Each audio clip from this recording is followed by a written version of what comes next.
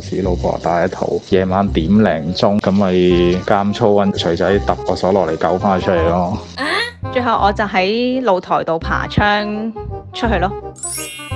配鎖匙都幾貴嘅，咁就但係都幾襟用。而人類為咗保障自己免受野獸同埋天氣嘅影響，會將石頭搬到洞口，目的係為咗保障自己安居，防止他人進入。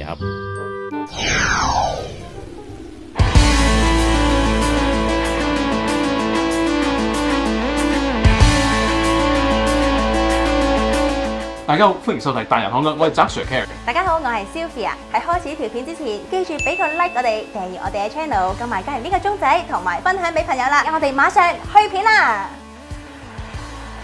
今日我同澤 Sir 嚟到位於太子嘅耶魯陳列室，呢度有好多唔同種類嘅鎖㗎，例如有大門鎖、機械鎖、電子鎖、房門鎖。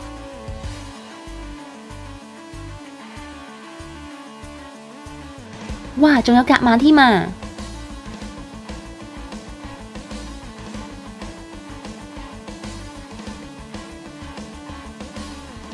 講開鎖具，不得不介紹嘅就係亞薩合來呢一個集團。佢1994年成立，喺短短20幾年裏面，已經將全球世界各地好多嘅知名品牌都收購咗。時至今日，亞薩合來已經係門控解決方案以及門鎖行業嘅全球領導者。今日呢條片段，我哋將會同大家去介紹旗下其中一個歷史最悠久嘅品牌，就有超過180年歷史嘅耶魯。耶魯係一間有100年製鎖經驗嘅經典品牌及製鎖專家，成立於1840年。耶魯嘅故事源自於美國嘅一間小鎖店。當時魯內納斯耶魯創造咗佢第一把鎖具，融入100年經驗，結合創新科技，耶魯由機械鎖轉化為推動智能門鎖同埋智能家居發展，生產各式鎖具以及保安產品，守護世界各地私人或者商業安全以及財產。呢條片就帶大家睇下耶魯嘅產品啦。Sylvia， 聽講你有搬新嗰個，恭喜晒！係啊，咁就梗係要換把新鎖啦，要換個型仔嘅。型仔嘅嗱，我睇你之前間屋都住咗30零40年咁啦。咩啊？我得18歲啫嘛。你記唔記得你把大門鎖係咩樣嘅？係。咁你記唔記得，若果你俾人鎖過、反鎖過嘅時候，你記唔記得一把門鎖嘅鎖體佢嘅結構咧，係比佢外形咧係更加重要嘅喎。鎖芯分為歐標同埋美標，大家可以留意以下呢個圖表。當中亦都分佢嘅 grading 啊，分開 grade 1、grade 2、grade 3，分別代表咗唔同嘅強度啦，佢耐用程度啦，仲有佢嘅防盜測試㗎。亦都要睇下呢個表喎。Sylvia 就好似我哋眼前呢兩把鎖咧，係屬於 Grade 2嘅。你摸一摸佢個鎖芯，咦，好重喎！鎖體其實係一把鎖嘅靈魂嚟㗎，不論你係電子鎖，不論你係機械鎖，而家要破壞或者破解佢咧，係好困難㗎喎。我見到呢啲配件啦，好似螺絲咁樣咧，都係好粗好實淨嘅喎。咁當我哋換新屋嘅時候咧，又要換過把新鎖，咪好唔環保咯？好簡單，只要換咗呢個鎖膽就得㗎啦。澤 Sir， 呢度成大抽鎖匙有啲咩特別之處呢？好似呢個 Grade 2嘅鎖匙咧，係講緊有6個編嘅，即係話多嘅編數咧，去破解嘅難度咧就越高㗎。呢度分開2條同5條，呢2條咧就係俾裝修師傅用啦。當佢哋用完啦、裝修完嘅時候咧，你只要用翻呢一抽鎖匙，一去解鎖嘅時候咧，呢2條咧就自動報廢㗎啦。我聽過有種鎖咧叫天地鎖啊，上下左右咧全部都可以鎖住㗎喎，咁咪好安全咯。國內啦或者歐洲咧，可能有分天地鎖啦，側邊3個咁嘅，呢個都係受到中間鎖匙鎖體嘅影響。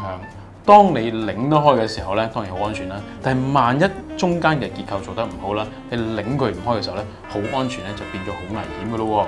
的確係啊，鎖除咗可以防止壞人入侵我哋屋企之外咧，其實都要喺我哋有意外嘅時候即刻俾我哋出到去先至為之安全㗎。你啊有冇遇到以下嘅例子咧？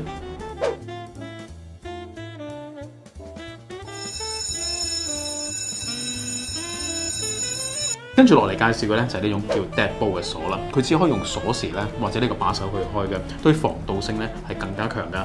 澤 Sir， 我知你前嗰排咧上電視喎，好似有個大廈爆水管喎。爆水管嘅事咧，其實都經常發生啦。而家大家想像下，你屋企爆咗水喉啦，啲水湧緊出嚟嘅咯喎，你屋企應該都損失10零20萬啦。但係若果啲水開始湧出走廊，去到浸 lift 嘅時候咧，浸 lift 咧講緊輕輕受到百幾萬嘅。呢個時間你會做啲咩啊？走咁不負責任嘅，100幾200萬嘅咯喎。其實呢個情況咧，第一時間咧應該通知管理處，即刻去水錶房度閂咗個大掣佢㗎，咚咚咚咚咚咚，咁衝到去水錶房門口啦。呢個時間你會希望呢把鎖係可以即刻開到嘅，即係話呢把係一個可靠嘅鎖啦。若果一個係比較劣質啲嘅鎖嘅時候咧，你擰唔開，個後果咧就不堪設想啦。阿 Sir， 但係所有咁多種唔同嘅種類啦，幾十蚊把又有，幾百蚊、幾千蚊都有喎，點解唔買把平嘅咧？呢啲鎖嘅外觀咧，可能把都差唔多㗎，但係佢裏邊嘅物料咧，可能係好參差啦。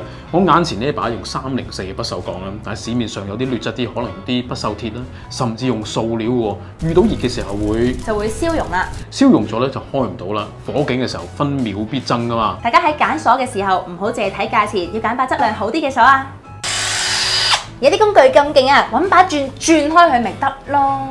轉開佢，腳開佢，揼開佢，攞車撞都仲可以。但係大部分賊人咧都要選擇不知不覺咁入去屋裏邊㗎。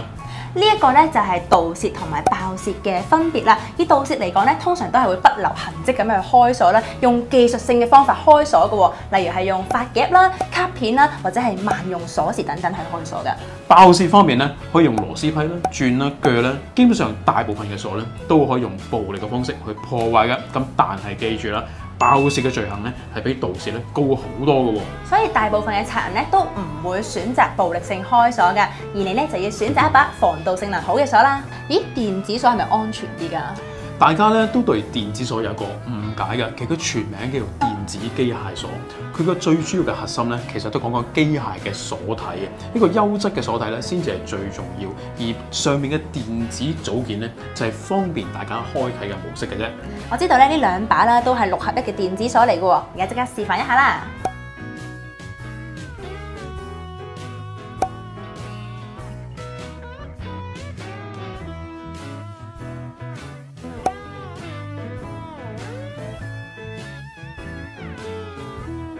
哦，咁我明白晒啦，即係好似揀老公一樣，唔好淨係睇外表，都要睇佢嘅內涵，而且最緊要就係專一啊！好似耶魯咁樣180年專注於做鎖技術，咁就係最好啦。睇到呢一度，你都知道點樣揀啦。若果大家有興趣親身感受下唔同嘅鎖咧，就可以嚟到太子區嘅耶魯 showroom 啦。